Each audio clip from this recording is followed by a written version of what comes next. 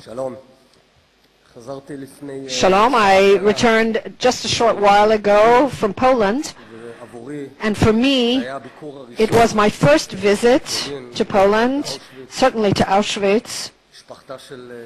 The family of my grandmother, Mildred Michal, almost the entire family perished in the Holocaust. My grandfather Yisrael's family was killed completely in the Holocaust. The family of my grandmother Clara and the grandparents of my wife were killed in the Holocaust. And as I said, I'd never stepped on Polish soil in my 41 years. But before I speak about the main subject, I'd like to share two insights that struck me despite all the literature I had read about it, and I didn't understand until I arrived there. First of all, it was cold. It was really cold. This terrible cold that you cannot read about in a book, you cannot see it in a movie. When we arrived with 5 layers of clothing, it was difficult for me to stand outside for 15 minutes. And in that accursed camp of Birkenau, the Jews who managed to survive spent weeks, months, and sometimes years in that terrible cold, wearing those striped pajamas, wearing wooden clogs. I didn't understand that previously. And the second thing that struck me was in the gas chambers, and you know they've been destroyed, but you can see on the left side how small they were. I always imagined that it was a huge operation. What we're talking about is 4 very small complexes of the place where people got organized, the gas chambers and the crematoria. And it's simply, I could hear reverberating in my head, why didn't they bomb it? Why didn't they bomb Auschwitz? That complex, that tiny complex. I know the size of the bomb, 200, 300 kilos. It would have stopped the killing machine, and no one bombed it. Tens of thousands of sorties, and not a single one, including the United States of America, no one bombed the gas chambers.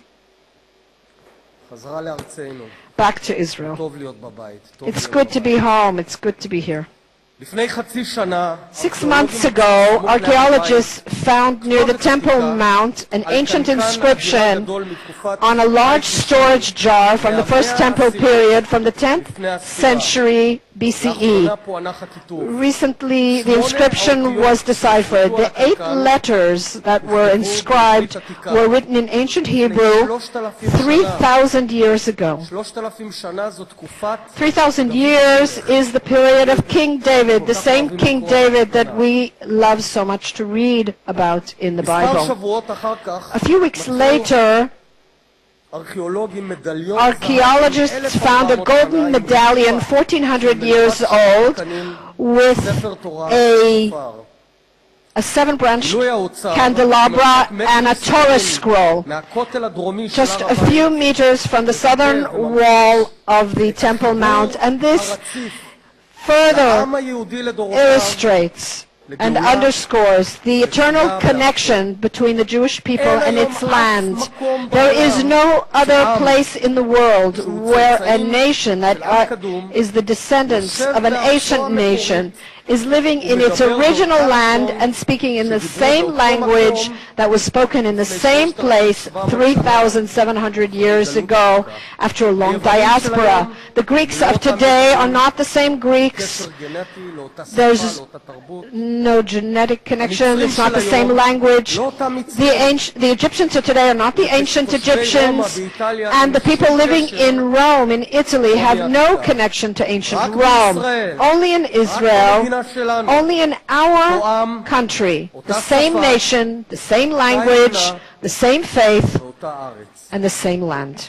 The eastern part of Jerusalem, the place where the inscription and the medallion were found, and Samaria, Judah, and the Jordan Valley are not just territories. They are the land of Israel. It was ours 4,000 years ago, and it will continue to be ours in another 4,000 years, for all eternity. Now, I know that at this stage there are people who say, once again, we've returned to the old argument if it's the land of Israel or no. It's not an old argument. It doesn't matter what we decide as a people. We must live the heritage of our nation, the history of our land, and the roots of our lives. And yes, we also need to remember that looking back thousands of years, we are but a tiny dot on the history of the map of the Jewish people, and we need to understand the rare privilege, so rare, that has been given to us to be the gatekeepers of Jewish history, the gatekeepers of Jerusalem.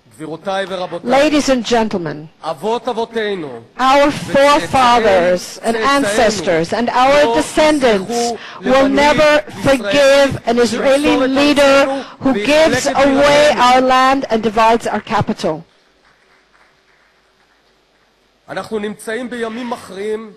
These are crucial times for the fate of the state of Israel, and at times like this, we must say the truth. For decades, there have been people who are determined to divide our land and hand it over to the Palestinians.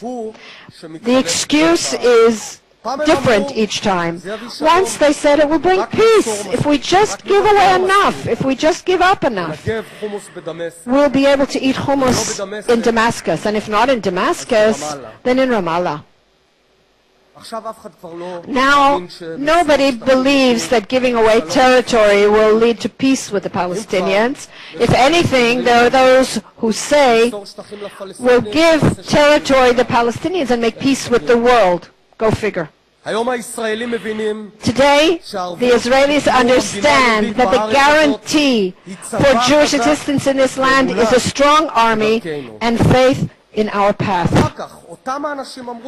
Afterwards, the same people said it will bring us security. Until in the year 2000 to 2003, over 1,000 Israelis were murdered in the streets of Haifa, Tel Aviv, and Jerusalem in a wave of suicide terror attacks which came immediately after the peace summit at Camp David, when the then Prime Minister Barak wanted to give them more than any other Prime Minister had even dreamed of giving, dividing up the city of Jerusalem and the old city 97%. And 2012, surprisingly, was the quietest year for years. There was no peace process, but we stayed alive. And in that year, ladies and gentlemen, there was not a single fatality as a result of terror in Jerusalem, in Samaria, or Judea.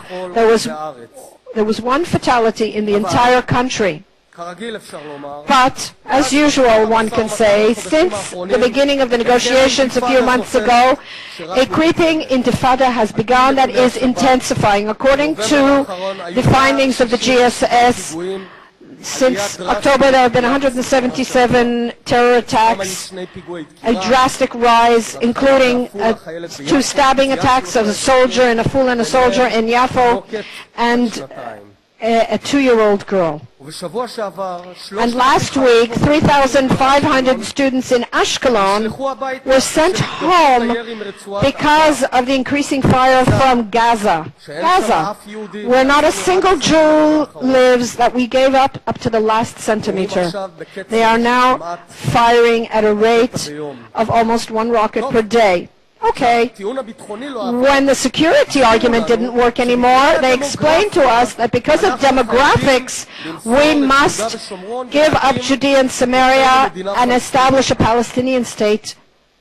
The only problem with that argument is that it has no basis in fact. Today, ladies and gentlemen, the rate of Jewish fertility is greater than that of the Palestinians in Judea and Samaria. They have 2.1 children, and we already have 3.04 children per mother. Yes, for the first time, the Jewish birth rate is higher than theirs. What can you do? The Jewish population of Israel is growing at a faster rate than the Palestinian population, which, by the way, the rate of Arab reproduction is on a sharp decline all over the world, from Iran to Libya. So get this into your heads. Demographic time is working in Israel's favor. Even more so, it would be the establishment of a Palestinian state that would flood Israel with Palestinian refugees. Let me repeat that. A Palestinian state would flood Israel with refugees. Imagine for a moment, we, small Israel, surrounded by Lebanon, Syria, Jordan, Egypt, in all those places are the descendants of the Palestinians, something about 6 million. We claim, they claim 9 million. Let's assume 4 million, 7 million. And many of them have no citizenship in the places where they live. Imagine what kind of Arab apartheid there is in Lebanon. The great-grandchild of a Palestinian who lives in Beirut, in Shatila, or in Hama, in Syria, is not a citizen of Syria or Lebanon. He is not even a resident of Syria or Lebanon. He cannot buy land. He cannot work in any government job. He cannot be a lawyer. There is very serious Arab apartheid in the Arab world, and everyone remains silent, and we remain silent. So we must not remain silent anymore. What is happening? Imagine for a moment, 15 minutes from here, a Palestinian state is established and the gates are open wide. What will Lebanon do with what they call refugees? We're talking about the descendants of Palestinians. And in Syria it's already happening. What will they do? They'll kick them out over here into Judea and Samaria. And now imagine Judea and Samaria, millions of refugees come from the Palestinian diaspora, the descendants of Palestinian refugees. What do you think will happen? Their brothers in Nablus will say, "My brother, take my land, let's share it." You think so? What they will say is, "Don't even park your car here. Drive directly to the fence. It's right by Highway 6. Your grandfather's father lived in Haifa. None of the refugees or their descendants ever lived in Ramallah, Nablus, or Jenin. And I could be their copywriter. They will stand on the green line on Highway 6 with a sign. We want home. We want home. And what do you think will happen there? The world will applaud us. The world will say, "No, the state of Israel, you're just fine." And all the organizations, all the various human rights organizations, the BDS organizations, you think they'll pack up their bags and go back to Europe because they'll say, "The state of Israel is just fine"? You think so? They will stand at the fence, at the wall, and they will continue the campaign of de-legitimization against Israel. And how do I know that? Because it's already happening inside the Green Line. Those organizations are already talking about the Negev, the Galilee. They're interfering because when you let international organizations mix into your life, they will come in. So anyone who thinks that if we cut off Judea and Samaria and hand it over and everything will calm down in the world, you're wrong.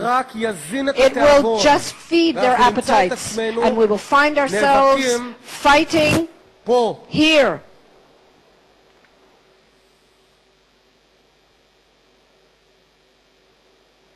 So when the demographic argument works in favor of Israel, they find another reason why we need to give away our land. Boycotts, BDS is boycott, divestment, and sanctions, and economic pressure. Ladies and gentlemen, I don't take it lightly. As the Minister of the Economy, I represent Israel. I am Israel's economic foreign minister, and every day I market the fruits of our amazing economy throughout the world. So they're frightening us that we're facing collapse. Let's see what's happened just in the past few weeks. Last week, there was an Israeli IPO in London. The surplus demand was 5.7 times greater than the supply. In 2013, 662 Israeli companies raised $3.2 billion, and the exits totaled $6.64 billion. That is a historical record since the year 2000. Only in the past 3 months, the last 3 months of 2013, 191 Israeli companies raised companies, once again a historical record. Does that sound like we're a country facing economic collapse? Now, I'm not ignoring the organizations I mentioned will continue to act, but there were always boycotts. In 1945, 3 years before the establishment of the State of Israel, there was already the first economic boycott. And then in 1948, a series of global boycotts. After the Six-Day War, another series, and after the Yom Kippur War, yet another. A difficult boycott. But Israel continued to prosper and succeed. We built our land, we built our home. We developed because we're not afraid. We had the courage because we knew that this land belongs to us. And today we're seeing the problem starting from within. From within us, people are screaming, boycott, boycott, which will ultimately bring a boycott on us. That's not how to negotiate. When you run around the world frightened, I saw here on the way, I just landed and I saw a new campaign. By the way, a few weeks ago in the INSS, I told you that this campaign would begin, and there it was, of an organization with 3 letters in English, BTI, at least if you chose Hebrew. And what does it say? A peace settlement will lower the cost of living, the cost of apartments. But let's talk straight. Our pension is not related to settlements. The privatization of the ports has nothing to do with it, and the problem of housing in Israel has nothing to do with the conflict. It's a wonderful alibi. Let's stop working. We don't need a reform in the Standards Institute. We don't need to lower barriers to imports. We don't need a technological education. We don't need to deal with the pensions. The settlement, the conflict, that will solve everything. On the contrary, if you want to solve the problem of housing, build 100,000 housing units in the greatest land reserve that Israel has in the center of the country, which is east of Rosh Ha'ain. 100,000 housing units there, and the price of apartments would go down in minutes. Yes. Take the Trans-Samaria Highway, you will see a lot of open areas. It's a good thing that those who founded our country didn't say that until we resolve the conflict we won't build the country. Strange perception, to put all the problems of the country on hold and to turn the conflict and settlement into the root of all evil, and that solves your incompetence, your lack of activity. Amazing. Now, I don't deny that there is an economic struggle by anti-Israeli organizations who, as noted, are also mixing in with issues with the Bedouins and in the Galilee. So what will we do? capitulate. Every time somebody puts pressure on us, we'll just give away a part of the country. We'll cut here and cut there and give it away. What do we need to do? To fight back. They once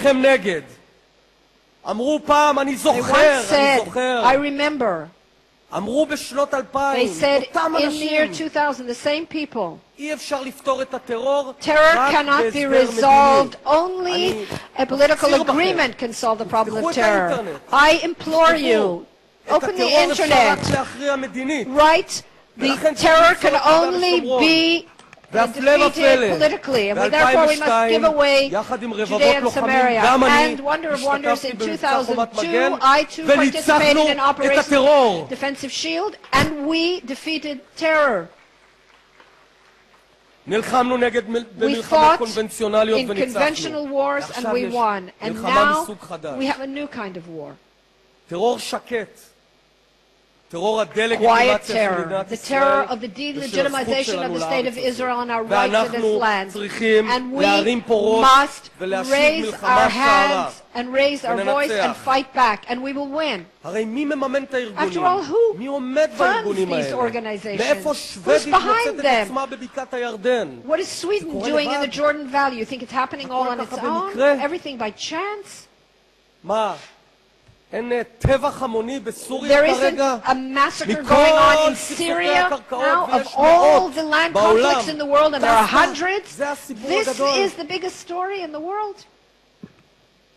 Anyone who thinks it will stop if we just hand over land is wrong and misleading. They won't stop until we're not here anymore. I have recommended in the past in closed forums, and today I'll say it here openly.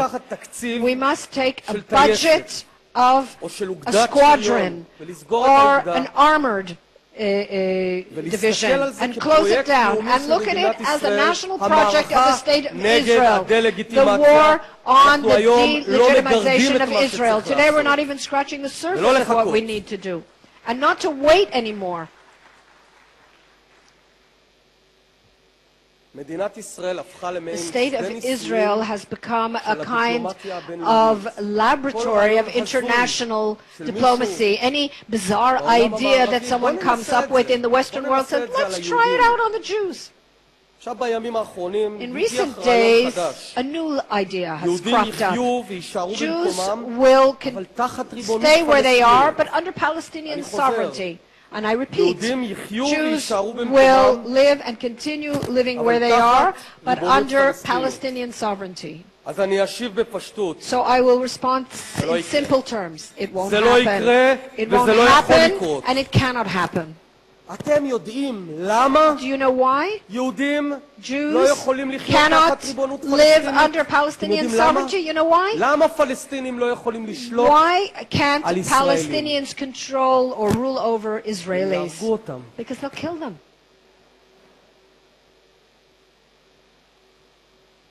How do I know? How do I know? Because it's already happened. In Hebron, Jews lived in peace with their Arab neighbors, and then one day in the year 1929, one morning, the neighbors simply got up and killed them. Just like that. The same neighbors. They went into the Bet Midrash and they killed Shmuel Rosenholt, the yeshiva student. They attacked the Jewish hound.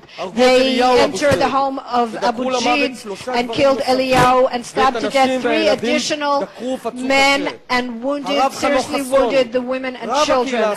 Rabbi Hassan, the rabbi of the Sephardi community, was murdered along with his wife. Ben Zion Gershon, the pharmacist in Bet Hadassah clinic, who extended help to Jews and Arabs, was tortured to death after his daughter was raped in front of him by dozens of rioters. His wife's hands were cut off and she died in terrible pain. The baker, Noach Immerman, was burned to death when he was forced into his own oven. But that was, a long time ago. Maybe it's past 70 years has passed and nothing has changed. In the year 2000, 2 reservists lost their way, Vadim Norwich and Yossi Avrahami, and by mistake they entered Ramallah. They were taken to the police station of the Palestinian Authority, and they underwent a horrifying lynch. Their bodies were thrown out of the window, they were tortured horrifically and dragged through the streets of Ramallah. And that wasn't 70 years ago. We all remember that. We all remember where we were when we saw the pictures. When the wife of Avrahami called her husband's phone to ask how he was, one of his murderers answered mockingly, "I've slaughtered your husband. I just did it a few minutes ago." Ladies and gentlemen, if a Palestinian or Arab citizen goes to Herzliya, he'll come out safe and sound, and that's how it should be. But if a Jew enters Jenin, he'll be murdered. It's not very sophisticated, it's simple. And everyone sitting here knows that. So, why can't Palestinians rule over Jews? Because they'll kill them. By the way, it's not only for people. After the disengagement, we left in Gush Katif under the Palestinian Authority. The Hamas weren't yet in power. We left hot houses there, and we said, we'll save the synagogues, we'll turn them into sites of Jewish heritage, we'll see how our Palestinian partners can respect other religions. In a minute and a half, they burned the synagogues in Gush Katif. And if a single Jew had remained there, we all know that they would have burned him too. But let's assume that security-wise we could solve all the problems. The security problems are dwarfed by the significance of the handing over of Israeli citizens, Jewish citizens, to Palestinian sovereignty. After all, we all came here because of the Zionist message. The essence of Zionism is sovereignty. If there is no sovereignty, there is no Zionism. Ladies and gentlemen, Jews under Palestinian or foreign sovereignty is a U-turn for Zionism. We tried it in Europe, and it didn't work out so well. We were always proud that only a Jewish army would protect Jews. What happened to us? What are the implications of even raising such an idea? What does that say about us?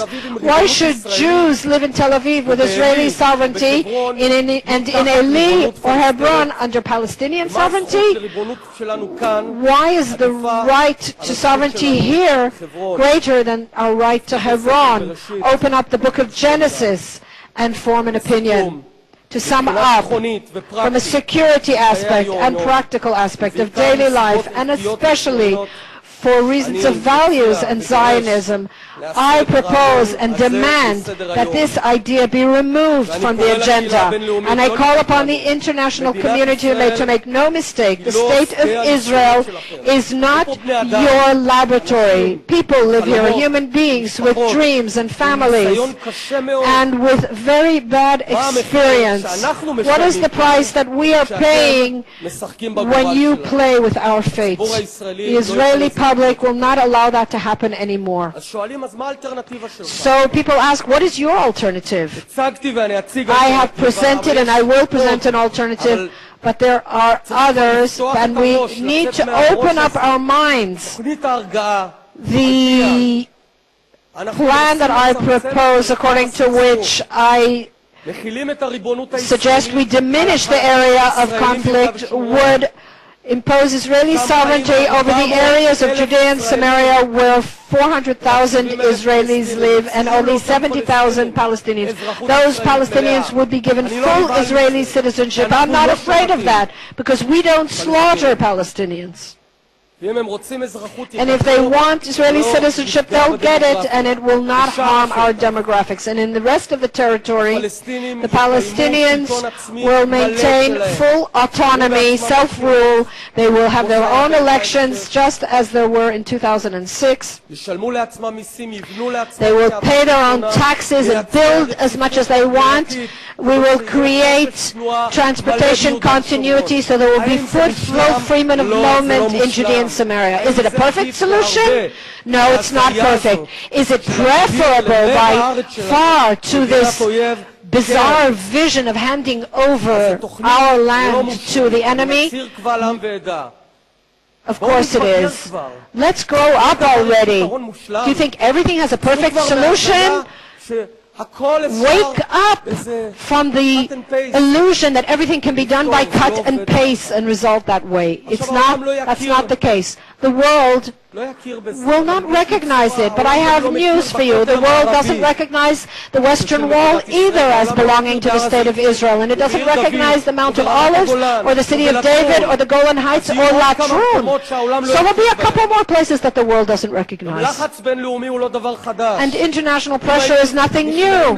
If we were to give in to international pressure, we would never have established this state. Read your history books. In March 1948, the Americans changed their mind. They said, no, we shouldn't support the state. You know why? What happened in March 1948? It was a terrible month for the war. The convoys couldn't get through. I think it was the Nebi Daniel convoy that was on March 26th, because the world respects strength, not being nice, not concessions, strength. If we are strong, the world will respect us. And if we're weak, we saw what happened when we were weak. When we annexed in 1981, when we annexed the Golan Heights, President Ronald Reagan suspended the memorandum of understanding with Israel and the aid to Israel for defense. And Begin said, you're declaring that you're punishing Israel? What do you mean you're punishing Israel? Those who threaten us, he said, will find that we are deaf to threats. We existed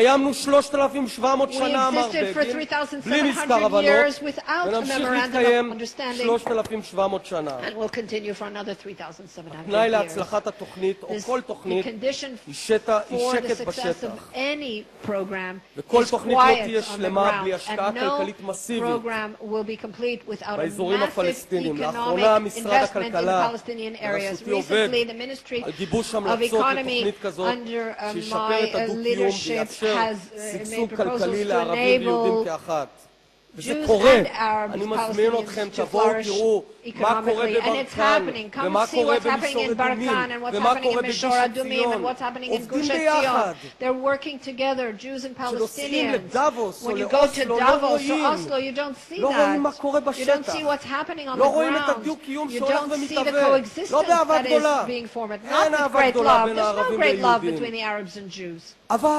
But they understand that we're not going away, and we understand that they're not going anywhere. There is a silent acceptance of the situation. So to kick that out with some kind of bizarre illusion. You should go visit the supermarkets of Rami Levy. I spoke to him, and he said that he has nothing to do with the statements of that organization that quoted him. We must not be afraid, we must not blink, we have to raise our heads and continue with confidence and faith in ourselves, in a stronger Israel, a safer Israel, and a more secure Israel, and the world will believe us when we believe in ourselves. Thank you very much.